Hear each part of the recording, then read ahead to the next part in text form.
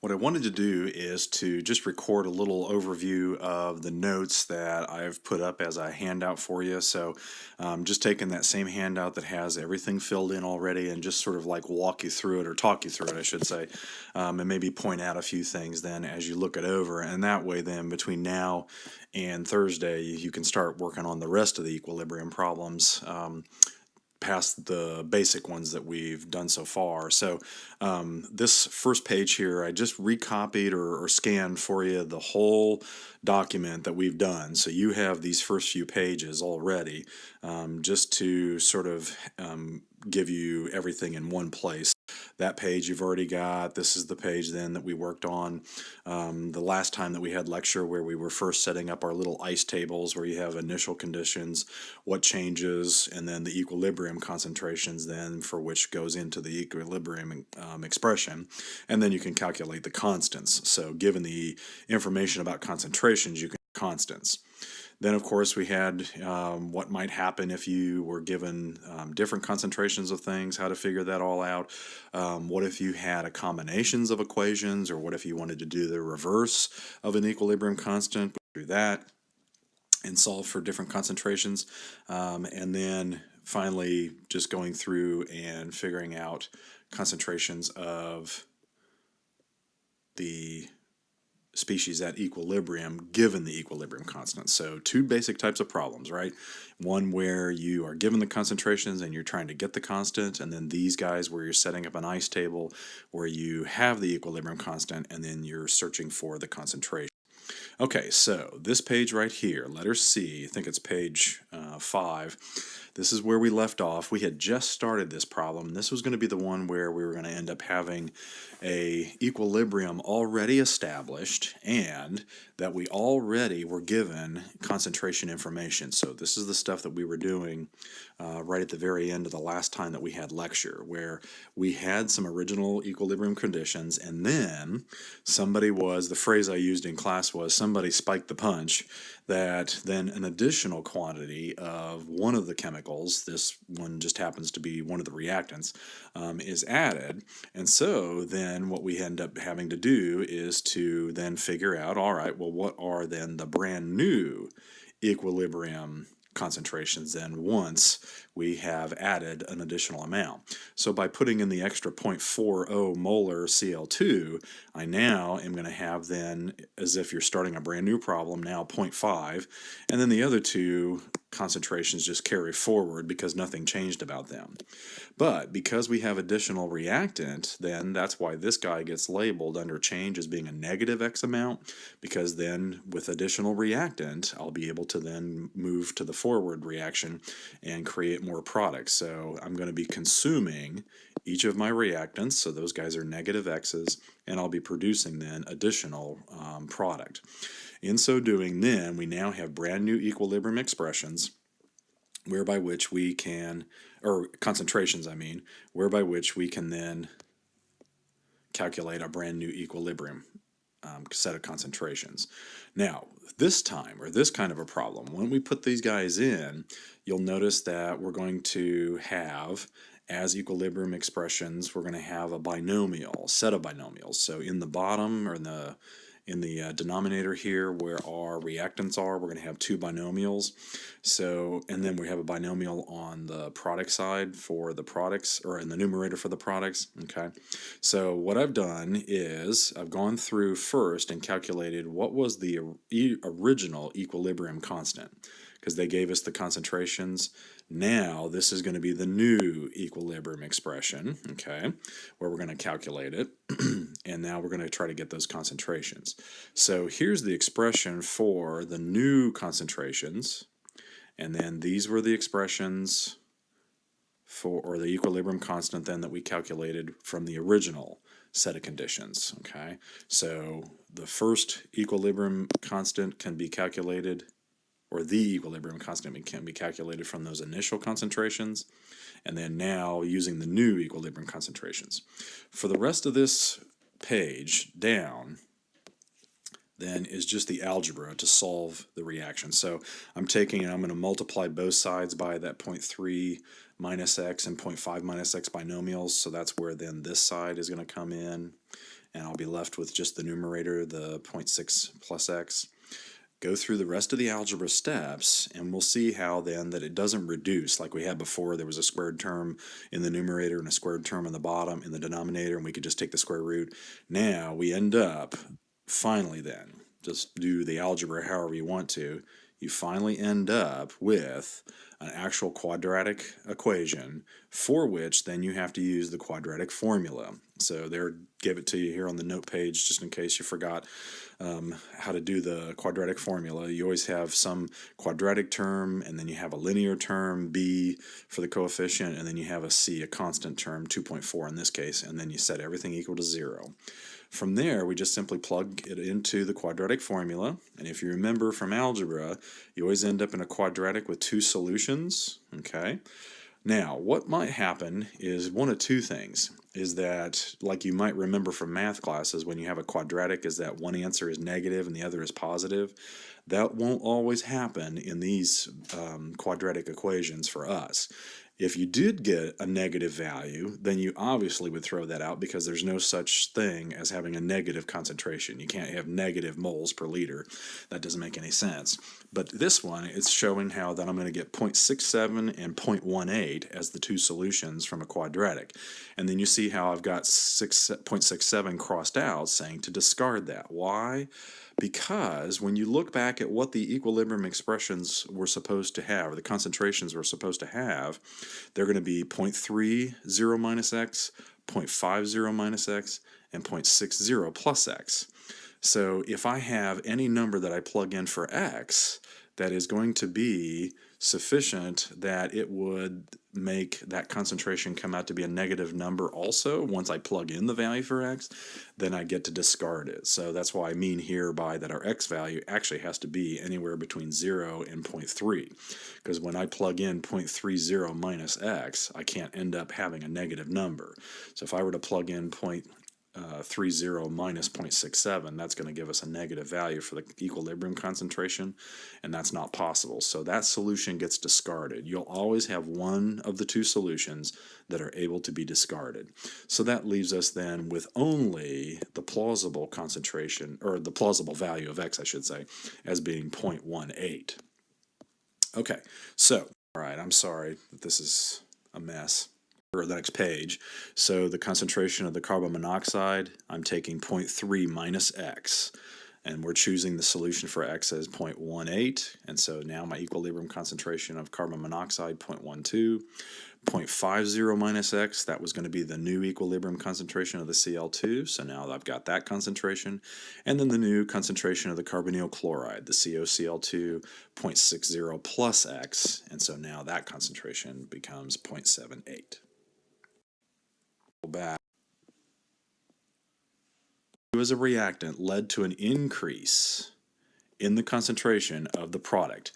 Yeah, because we set that up in the ice table, right? We had an additional amount of reactant, the Cl2, so it was going to then undergo reaction with the carbon monoxide, and so then both of those reactants were going to end up being consumed, and then that would lead to then the formation of products. So in our ice table, we had a 0.30 minus x for the carbon monoxide and a 0.50 minus x for the Cl2, and then we had then the 0.60 plus x for additional formation of product. Okay, what that did was it caused the reaction then in essence to shift to the right, or in other words towards the formation of products, in order to reestablish equilibrium. Well, so that is a predictable behavior that was first then formalized by a guy named Le Chatelier, a French scientist. He said that by us adding that extra Cl2, spiking the punch, so to speak, that was a stress. I had placed a stress on that reaction, that equilibrium reaction. And what will happen then is, in a reversible reaction where you have an equilibrium reaction taking place, that if you apply a stress to that equilibrium, the reaction then will shift, either going to the reverse or going more towards the forward reaction, in order to relieve that stress. In other words, so that it could then reestablish equilibrium. Well, see, that's what we just calculated were the brand new equilibrium concentrations after spiking the punch with additional Cl2. What were the brand new equilibrium concentrations? Okay, so the three different types of stresses that we're going to see here will be, you can change the concentrations. We already just did a calculation like that, change the concentration of a reactant. We increased the concentration of the reactant in that case. We added additional CO2. You don't always have to do increases. You could also do decreases, and it doesn't always have to be doing something with the reactants. You could play around with something in the products.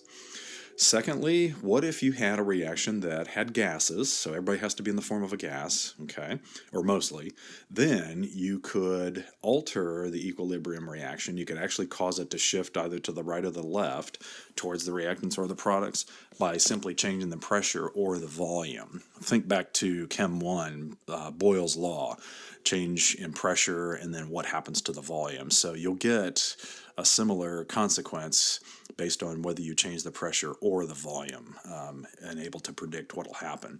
And then finally, we have reactions that are either endothermic or exothermic, and so you can change the temperature and cause equilibriums to shift in one direction or the other. My little notation over here, my little picture, is if you grew up ever seeing somebody play on a playground with a teeter-totter or a seesaw, whatever you guys call them then, how you'd have some kids that would sit on one side of the teeter-totter, and then you'd have somebody that would then be able to balance it on the other side. Picture the equilibrium expression or the equation as being, with reactants and products, as like kids sitting on either side of the teeter-totter, and depending on then whether you were to have somebody get off of one side or add additional people on one side, it would cause that teeter-totter to then either go heavy on one side or go lighter on one side. Think of that as being the way that you can just visually predict which way a reaction that has experienced a stress is going to move in order to relieve that stress. So, for example, I've got here hydrogen and iodine is going to make hydrogen iodide in this equilibrium reaction. So stress number one, looking at what happens if you were to do something to the concentrations, is that if I were to add hydrogen or iodine, doesn't matter, you either do one or both of them, what you'd be doing is you would then be increasing then the concentrations of the reactant or reactants. That's like putting additional weight or like an additional person on the reactant side of the teeter-totter. That's going to cause the teeter-totter then to look like this, that your reactant side would have gotten heavier, so that side goes down, and your product side then is going to be lighter because nothing happened, and so it's going to go up and it'll cant to the left, okay? Now, that's not the answer to Le Chatelier's stress, though. Le Chatelier's problem says, what will the reaction do in response to that stress? That's the answer. Well, the response is, how could I achieve equilibrium, reestablish equilibrium? I could reestablish equilibrium by then using up some of those reactants and changing it into more products. So in other words, shift the reaction to the side of the equation that would allow that thing to come back to level. So what I would need to do is to shunt people or weight from the reactant side to the product side. You'd have some kids maybe like move over to the product side or put an additional person on the product side in order to bring that teeter-totter back to level. So what we say is that by that reaction going in that direction, it shows that it's going to favor the production of more product in order to reestablish equilibrium or to bring that teeter-totter back to level.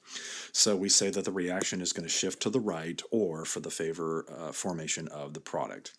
Likewise, what if I were to add then product? Same thing.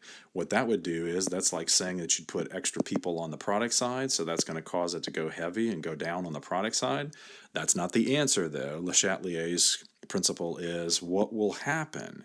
Well, what it'll do then is it'll have to shift the weight back towards the reactant side in order for the reaction to reestablish. What that's simply saying then is what's going to happen then is if I add more product to my reaction mixture, is that the reaction will then shift towards the reverse. It'll shift back towards the reactants, so I'll end up then consuming my product. Of course, we've just added some, so that's good. It'll be consuming some of that product, and then it'll shift to produce more reactant in order to achieve equilibrium again. So that's what we mean then, that we say that it's going to then shift to the left. Okay. Now, you can do decreases as well. Okay, so like what if you were to somehow be able to decrease the concentration of the reactants, or what if you wanted to decrease the concentrations of the products? So what you're just simply saying is, let me decrease the concentrations of my reactants. It's like saying that you would let up on that side, and that's going to cause the product side in essence to then be heavier, thinking like the teeter-totter. I've taken away something on the reactant side, so that makes it lighter, and that means the product side is going to be heavier, so it would go down. All right, well, remember, then that's not the answer. That's just what's happening. Le Chatelier's principle is, what's the response? The response is, well, I got too heavy on the product side. I'm going to shift back to the reactant side then. I'm going to shift back to the left so that I can then bring that teeter-totter back to level. I can reestablish that, okay? Same thing, or analogously, I should say, then by decreasing the reactant, or decreasing the products, I'm sorry, is that if I decrease the products, that's going to make the product side too light, and so that makes him go up. All right, that's not the answer though. The answer is, Le Chatelier says, I'm going to now shift that reaction to the right to bring that guy back down to level, and so it would shift towards the formation of more product. So what you can do is remove the product as it's being formed. This is a practical example. If I had a reaction where I could somehow siphon off the product as it's being made, you would actually then drive that reaction to favor so much so the forward direction that you could maximize the product being produced. Okay, last but not least, then what happens if you were to affect the temperature? So, little review of Chem 1 here. If you had a Q, remember your specific heats, we calculated Q equals MC delta T, or technically what it's referred to as the enthalpy or the delta H. We talked a little bit about this when we did like lattice energies and the enthalpies of solution, trying to get something to dissolve at the very beginning of the semester. If those values for the heat or those enthalpies are negative, remember that's going to correspond to an exothermic process, which then means that heat is being released. Okay, what you would treat that as is then saying, if heat is being released, picture it as being like a chemical, even though that's blasphemous. Okay, energy is not matter, it's not a chemical, it's not a substance. But if you had a reaction taking place and heat were being released, think of that as then going out of the reaction, of course, and so treat that as if it were a product. If you had, or picture it as being a product, if you had your enthalpy being greater than zero, your heat value is greater than zero, so positive, that means that it's an endothermic process. Well, that means that you had your reaction mixture on a Bunsen burner or a hot plate, that you were adding energy to the system. Okay, well, that idea that I'm adding energy is not a substance, okay, but you could think of it then as, or treat it as if it were a reactant, that it's something that's going into the reaction, that it's a starting material, so to speak, okay? Now, the reason why you want to picture that as either being a reactant or a product, depending on whether it's endothermic or exothermic, is that it helps you to predict Le Chatelier's when you do a stress for a temperature change. So take this reaction here, like if I had nitrogen and hydrogen make an ammonia, that's our Haber process reaction that we looked at before. If that reaction here, he has an enthalpy then of negative 92 kilojoules per mole, so that information has to be given to you in some fashion, okay? So negative, that means it'll be an exothermic reaction. So it's like you're just saying plus energy on the product side. In other words, for an exothermic process, it's like you're releasing or you're producing energy. So treat that as being a product, okay? Well, so then if I were to increase the temperature, picture the teeter-totter again. If I were to increase the temperature then, you're saying that your energy is a product and you're going to increase that, you would then be making the product side too heavy, so then it's going to make the product be there and the reactant be like that. That's not the answer though. Le Chatelier says what's going to happen in order to relieve that stress is that if you were to increase the temperature of an exothermic reaction, you would actually start favoring the reverse reaction, have it turning back into reactant. Practically speaking, someone might wonder, why would you want to slow the reaction down in the forward direction? You're not going to be making more of your product. You're just sending it right back to reactant. When we talk about kinetics, we'll talk about how that if you do have an exothermic reaction, you're releasing that energy. What if that amount of energy is dangerous to be given off all at once? What if you could slow the reaction down and have that energy given off more piecemeal, more slowly? So you could have a reaction that is exothermic, that if you would just simply then increase the temperature, you could actually slow the reaction down, because then it would be going favored in the reverse direction. And so then you would get that energy being released by the reaction to be a little bit slower. Analogously, what if you were to decrease the temperature? Then you're going to be shifting the reaction to the right. That's going to be like saying, for example, then I would have my teeter-totter. If I were increasing the temperature in an exothermic, that's going to make then my teeter-totter cant then heavier on the product side. Well, so then remember, that's not the answer, okay? Wait a minute, decreasing, sorry. I'm going to be decreasing it so it makes the teeter-totter cant this direction, okay? And so then that's not the answer. The answer is I'll shift it to the right. So if you were to decrease the temperature, the response is that it would shift it towards the formation then of more product.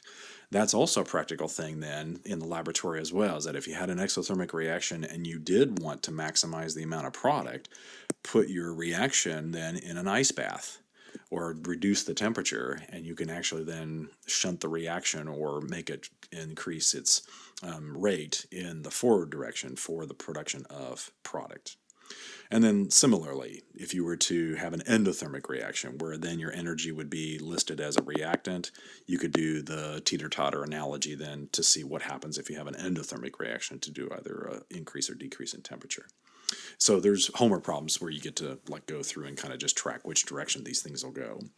Okay, last but not least then, what if you had an increase in pressure or a decrease in volume? Remember, that's going to be just simply a Boyle's law type relationship. So remember that pressure and volume are inversely proportional to one another. So it won't matter if I say increase or decrease pressure, or if I say increase or decrease volume. You can always figure out what the other one is because they're inverses of one another. Okay. Now, this one then is interesting. If you increase the pressure, I would suggest that you either remember this in terms of what happens to the pressure and then which direction it shifts, or if you want to remember what happens to the volume and then what happens to which direction it shifts. Just remember one of them, and then you'll know that it'll be the opposite if you were to do that to the other one. So, you either remember what happens with pressure and then you just flip it, or you say the opposite for whatever happens to volume, and then, or vice versa. If you remember the volume, then you can say what happens to the pressure. If you increase the pressure, it's going to then cause the reaction to shift to the side. Okay, well, what I was hoping to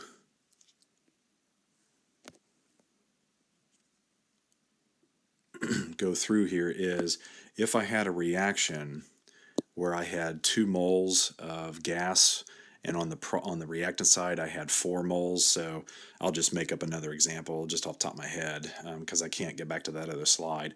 What if I had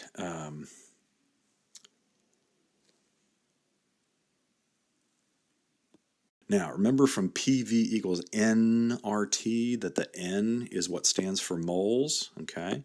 Well, so what you're going to do is you're going to look at just the coefficients in the reaction and just add up what the coefficients are of all the gases on each side of the reaction. So you look on one side of the reaction and everybody that's a gas, add up their coefficients, go to the product side then and add up all those coefficients. If the pressure increases, it will cause the equilibrium then to shift just in whichever direction that would lead to you having the least number of moles, or the lowest sum of the coefficients on that side.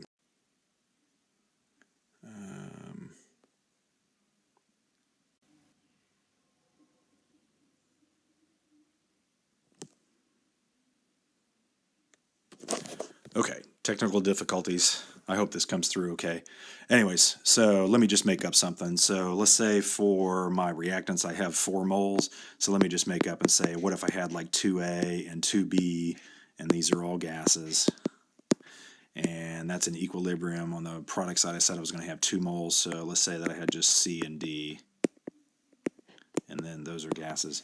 All right, so if I have coefficients of 1s in front of these guys, that's going to be a total of 2 moles of gas on that side. And then over on this side, then I've got a total of 4 moles. of gases. So I'll have then 4 moles on one side, 2 moles on the other. An increase in pressure then is going to shift it to the side that had the least number of moles, which would be 2. So increasing in pressure means that it was shifted to the right. Now remember that then counter to that is increase in pressure would mean that it was a decrease in volume, just Boyle's law. So increasing in pressure or decreasing in volume, both would end up giving the result that it would shift to the product side or shift it to the right. Okay, last but not least then, if you were to add a catalyst, just remember that a catalyst is something that speeds up a reaction, that if you have a catalyst, it actually does not do anything because all it would do is just speed up the reaction in both directions. So all that would do is it would allow the reactions to then reach equilibrium faster. It'll just speed up the forward, but then speed up the reverse as well, so that it would get to that equilibrium status just a little bit faster then, okay? Okay, last but not least then, we'll have a couple of other variations for how that if you wanted to calculate an equilibrium constant with gases, there is a slight difference because remember now that you could do concentrations. Everything in our equilibrium constants have always been in molarities, but if you have gases, maybe perhaps the better way to measure an equilibrium constant would be just to simply measure the pressure. There's a way to do it. There's a connection between the concentration way of calculating an equilibrium constant and the pressure way of doing it. As you'll see on the handout here, I've made a note that you'll be given these formulas. This will be for exam 2 and for the final exam, okay? So remember how that we have an equilibrium constant where you have your products over your reactants and you use the coefficients then as exponents. It's very similar for an equilibrium constant that's going to be calculated based on pressures, except now instead of being called a Kc, you're going to call it a K sub P. And instead of putting in concentrations, you'll see I don't have my brackets in there for molarities. They're going to be P's, capital P, those are going to stand for the pressures. So you're going to take the partial pressure of C and D raised to their coefficients and divided by then the partial pressures of the reactants raised to their coefficients.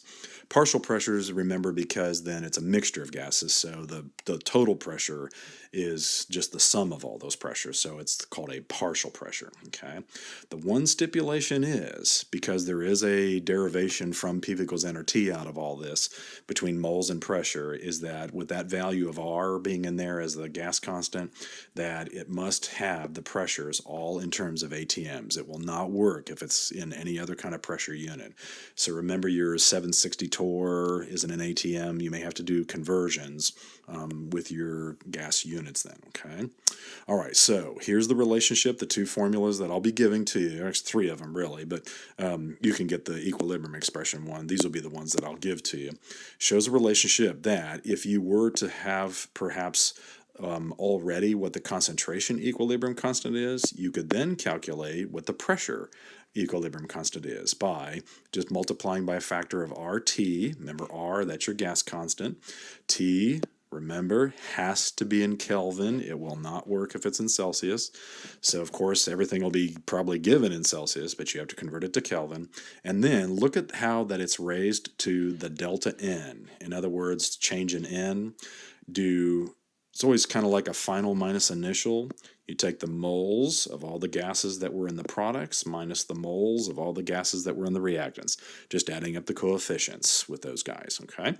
Another variation then, what if you wanted to go the other direction? Like what if you knew the Kp and you wanted to solve for the concentration equilibrium constant? Then it looks almost the same, but you just have to be careful. The exponent now is then a negative delta N. So you go ahead and you do your final minus initial for your moles, but then you take the negative of it, or you take the opposite of it, okay? So let's look at an example, a couple of examples here. If I had this reaction, nitrosyl bromide, They have a reaction that achieves equilibrium, and then they give you the equilibrium partial pressures. This is analogous to those problems that we did earlier where you were given the concentrations, and then you were going to try to find the equilibrium constant. It's just now they're not going to be concentrations, they're not going to be molarities, they're going to be partial pressures. So everybody's a gas, okay, so all the products are gases, and then they give us the partial pressures. Of course, they're in torr, okay, so that's going to be then all this business down here where I'm taking the torr and dividing it by the 760 in order to change these guys into ATMs, okay. And then notice then, you're always mindful then of those coefficients, that those guys turn into the powers. And so you're just putting in the partial pressure of your nitrosyl or your nitrous oxide and then the bromine divided by the nitrosyl bromide, which was the reactant. And you calculate then a Kp. Same kind of format as doing a concentration equilibrium constant, just now that it's in terms of pressures instead, partial pressures instead of concentrations. If you wanted to then figure out what the concentration equilibrium constant is, then just see how we just plug in whatever that Kp was, and then have our R and have our T, okay? Reaction temperature, they told us reaction temperature was 25 degrees Celsius. Okay, so just doing sig figs there, you get 298. And then notice for that equation then that it was going to be negative of the change in moles. There, when you're solving for the concentration from the Kp, it's the negative change in moles. So in the reaction, I've got 2 plus 1, those are the coefficients on the product side. So I've got 3 moles of product. And on the reactant side then, it just got the one species there, so that's just going to be 2 moles of gas, okay, or 2 moles of reactant total. So when I do final minus initial, that'll be then my product minus reactants, so that's going to be the 3 minus the 2, and then I take the opposite of it. So then just crank that out in your calculator, use your power buttons, okay? Then you get an equilibrium constant now expressed in terms of concentrations, not in terms of pressures. So sometimes it's convenient because you might need one over the other for different calculations that you would have to do. Okay, how would you then do a calculation where you'd have to do an ice table? In other words, what if you knew the equilibrium concentrations and you were able to figure out the equilibrium constants? How would you kind of do the same thing that we did before? The procedure for doing an ice table is the same. It's instead of doing molarities, everything is just going to be in terms of pressures. That's the only thing that's different, but the mechanics of how you do it is the same. It's sort of like you're treating the pressures as being actual concentrations, but they're not. They're pressures. So this is going to be that same reaction. The nitrosyl bromide says that it's 34% dissociated at 25 degrees in a vessel where the total pressure is 0.25. So doing a little bit of tweaking, kind of reviewing a little bit of the gas law type stuff, is that remember that the total pressure is going to be then just the adding up. Dalton's law, where you add up all the partial pressures of all the species that are in the flask, okay? And then this idea of that is 34% dissociated. In other words, the nitrosyl bromide, 34% of it is going to then break up or dissociate into the products, okay? So what they're telling you is that at equilibrium, that is going to be the amount that ended up being dissociated, okay? So you're not going to be doing this in terms of concentration, but 34% in terms of its pressure. So here, notice that we don't know then what any of the starting information is. That's literally going to be our X, our unknown, is that we don't know what that starting amount of the nitrosyl bromide was. All we know, or all we're told, is that then by the time it reaches equilibrium, 34% of it then had decomposed or dissociated then into the products. Well, so what that would mean is how much would we end up having left over then at equilibrium? If 34% of it has been dissociated, so 0.34 times of 0.34 of whatever X pressure was being exerted at the beginning, that's how much will be left over. So X minus 34% of X is dissociated.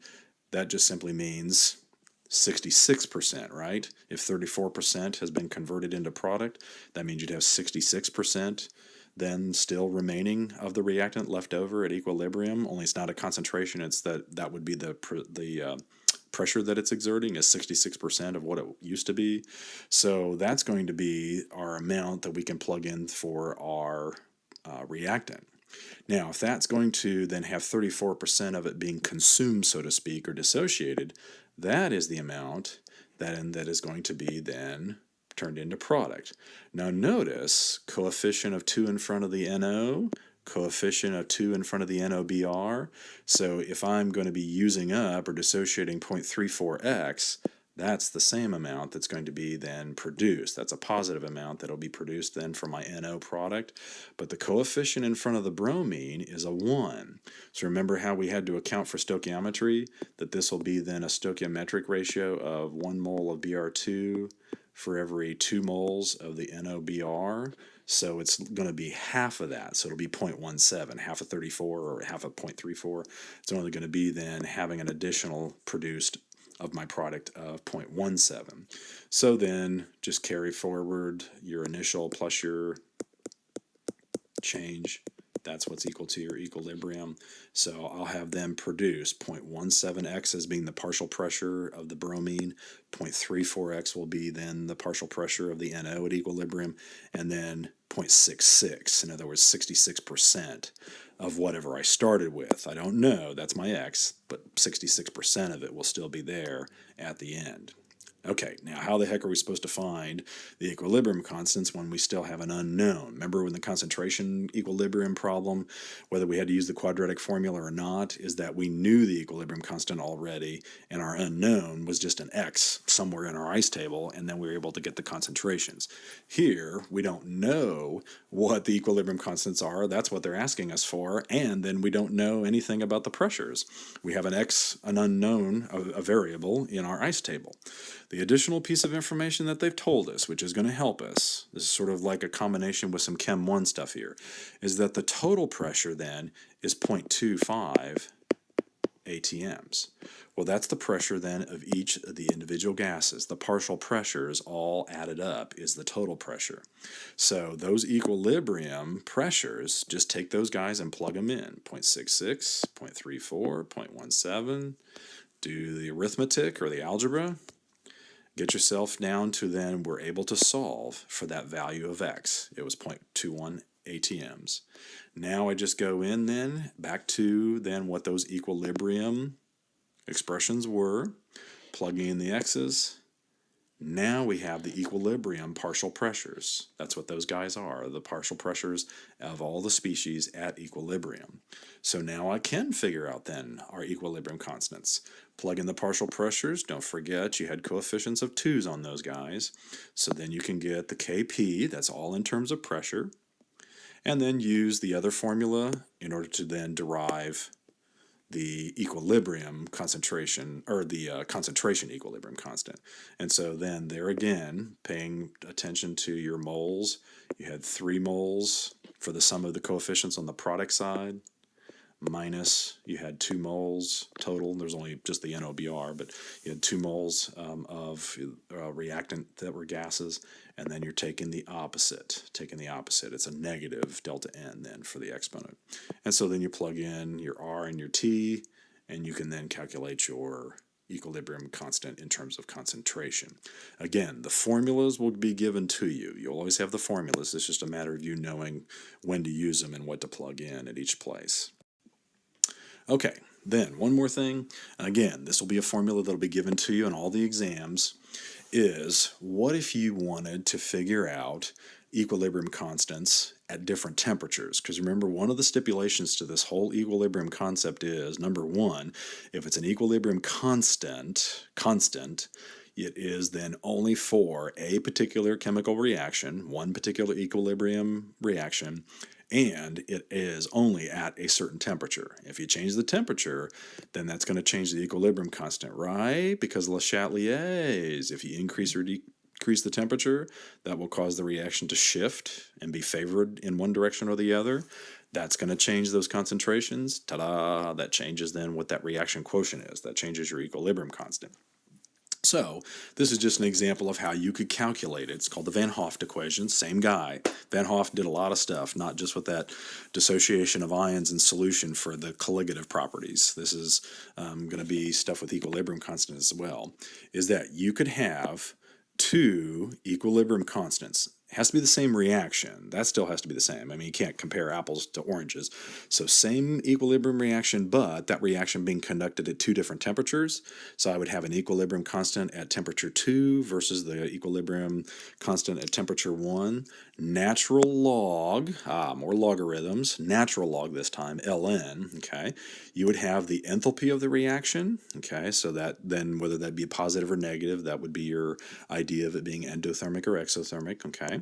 You have a value of R, which is crazy because this is an energy value of R. We haven't seen this before. It has a value of 8.314. Notice though that the units are different. It's joules per mole degree Kelvin. It's not liters atmospheres per mole degree Kelvin. That was the gas constant value of R. I just refer to this one as the thermo or the thermodynamic value of R, okay? So you do have to sort of keep in mind which value of R are you using. If you just pay attention to what the units are, you'll know which one to use. If it's anything to do with gases and pressure, it's going to be the 0.0821 because the units are liters, atmosphere, per mole degree Kelvin. If it's anything to do with energy, then it's going to be the 8.314 value because then that's expressed in terms of joules per mole degree Kelvin. Okay, and then you got a little binomial thing here with some reciprocals, 1 over T1 and 1 over T2 being subtracted to one another. Okay, so in this reaction I've got two temperatures. The equilibrium constant given at 25 degrees. There's my endothermic positive value for the enthalpy of the reaction, the heat of the reaction, okay? So you got to add energy, okay, kilojoules per mole. And then asking for us to figure out what the Kp is. It's an all-gas reaction. That doesn't really matter whether it was a Kc or a Kp, just so that you're doing the same kind for both of them. But now, see what it is if it were at 250 degrees. So I'm looking for, my unknown is going to be what's the equilibrium constant then at that higher temperature at 250 degrees. Plug in then your equilibrium constant that was given, all right, so they gave us the equilibrium constant that was at 25 degrees. Plug in my value from my enthalpy. Notice, careful, little metric conversion. The enthalpy of reaction is given in kilojoules, but the value of R is in terms of joules. So I had to take 114 and then times 1,000 joules per mole, or 1,000 joules per kilojoule in order to get the value expressed as joules. And then just be careful, make sure to get the temperatures in the correct order. It's T1, and then it'll be 1 over T2, converted into Kelvin. So 25 degrees is 298, 250 is 523, getting those guys plugged into the correct places, okay? From here, then, you got to remember a little bit about your natural logs from algebra.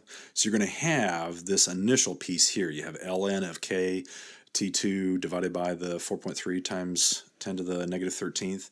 And then what I've done on this side is I took all this and crunched it out in the calculator, and you end up with 19.795. Okay, so that's what you initially end up with, is that ln of that equals 19.795. So then the question is, how do you get rid of the ln? So you may remember, what you do is you take the inverse log. On your calculator, it would be like punching in inverse and then hitting the ln button, or maybe like your second function and then ln. When you take e raised to the ln of anything, it just gives you whatever it was that was in parentheses, whatever you were taking the ln of, whatever you were taking the natural log of. When I do that to both sides, of course, so you're taking e raised to both sides, that's going to be then some number that you crank out. You're going to have actually e raised to the 19.795 power. That's where this 3.953 times 10 to the 8th comes from. So e to the ln just cancels out, takes away all the e in the ln business, and leaves you with just the interior, just the stuff that you were taking the natural log of, equals e raised to then whatever that side was. That actually cranks out to a number, okay? And then you just multiply both sides by the 4.3 number, and you'll get your equilibrium constant then at temperature 2. Okay. Then, So far, remember how that we've been doing our reactions where it seemed as if everybody was always just chemicals that were in solution, so they were always aqueous, and you had molarities then, you had concentrations, or you had gases, and so everybody was in the form of a gas, and you could get the net equilibrium constant, a Kp. So you got to either do a Kp or Kc. What if you had an equilibrium process that is not homogeneous, but that is classified as being heterogeneous? In other words, all the species that are involved in the equilibrium reaction are not in the same phase of matter. Well, how are you going to treat those kinds of species then in the equilibrium expression? Well, here's the deal.